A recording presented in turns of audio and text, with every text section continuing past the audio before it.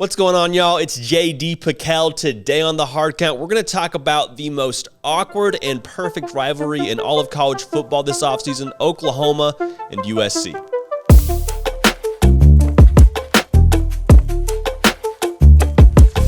Welcome into CFB with JD, the People's Channel for every single thing that you know and that you love about college football. It happens here. It happens nearly every single day. Armstrong Sims, Jack McKenzie, doing the heavy lifting behind the operation. You can help drive the show at my Twitter page, at JD Pickell. So, Oklahoma and USC have had beef. USDA 100% grass-fed Angus sirloin beef this offseason.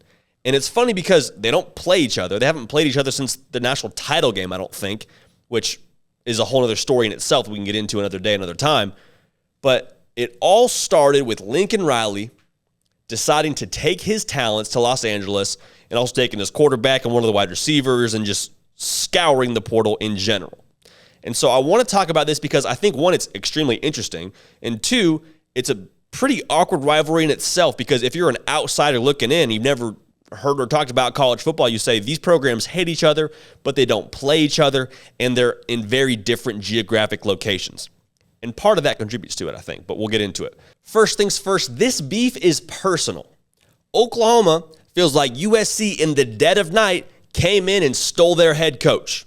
They felt like there was, I don't want to say foul play involved, but they feel like, hey, you came in and got our guy, and even more so, we don't even like that guy anymore. Like, there is a lot of things about USC that are the anti-Oklahoma.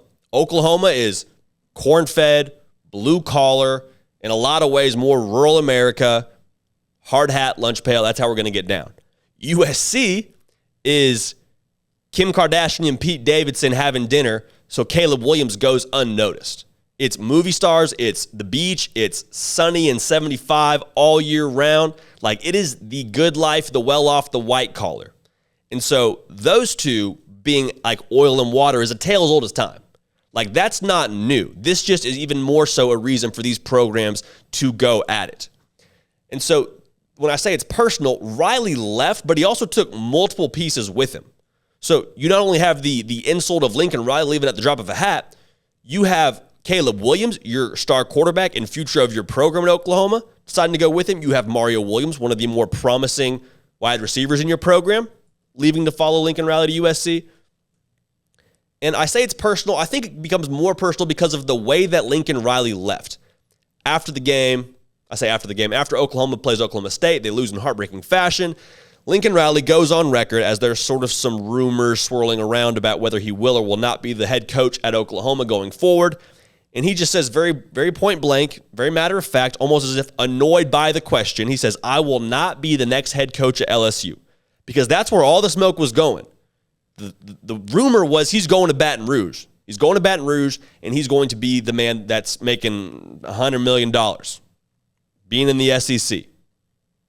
Instead, 24 to 36 hours passed since that statement, and Lincoln Riley is announced as the next head coach at USC.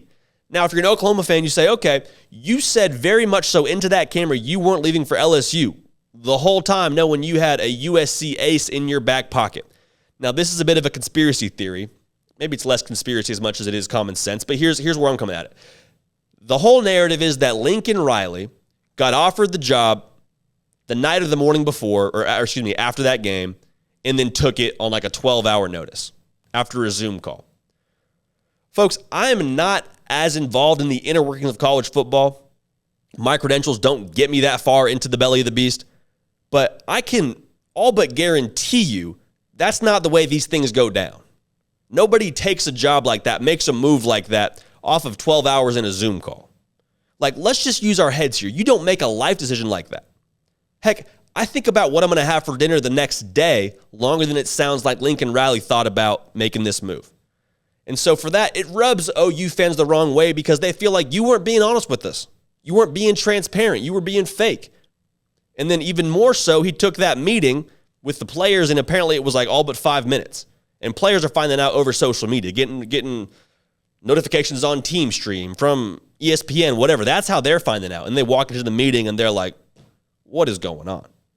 And so I think the packaging and the tact that wasn't there is what sits so poorly with OU fans. To wrap this up, both of these brands are extremely proud. You got two blue blood programs in Oklahoma and USC. Oklahoma feels slighted because, hey, you left for, like I said, palm trees, sunshine, the beach, a nice little deal, a nice little house that apparently you have access to the private jet for forever and however long. These are jobs that people would kill for. Oklahoma is not a job that you take and take another job a couple years later. You take that job, and the only way that you leave is in a casket or with a pink slip. Or not a pink slip. What do they call that? What do they call that, Armstrong? A termination notice? Whatever it is, you don't leave OU on your own accord. That's not the way this thing works. And so for Oklahoma, this is a new thing. This is a new thing to feel like you're getting broken up with. And now I think it's authentic, but a lot of the fan base is saying, okay, well, he wasn't really our kind of guy anyway. And again, I think that's true, but that kind of feeling is now being directed towards USC. Even more so taking the quarterback, like I said, taking the future of the program with you. That doesn't sit well. Now, I'm here to tell you, it's okay. It is okay for both of these programs because, again, I think the fan base for Oklahoma is being authentic, and they're happy to have a guy like Brent Venables. They got their first pick. They got their guy that they wanted to be the head coach. They're going to be blue collar. They're going to be tough on defense. They're going to be complimentary on offense. There's a lot of things that you're excited about at Oklahoma. And Oklahoma is now referring to Lincoln Riley with a certain acronym, and they're calling Brent Venables the man, which makes a ton of sense. For USC, you get the dazzle, you get the movie stars, you get the high-flying, high-potent offense, and everything works out. So all things considered, both teams get what they want. Both teams win in the situation. And hopefully, one day, we'll be able to see them hash it out on the field. That's it for us here on CFB with JD. This has been The Hard Count. Subscribe to the channel. Follow me on Twitter. We're going to keep the party rolling, and we will see y'all next time.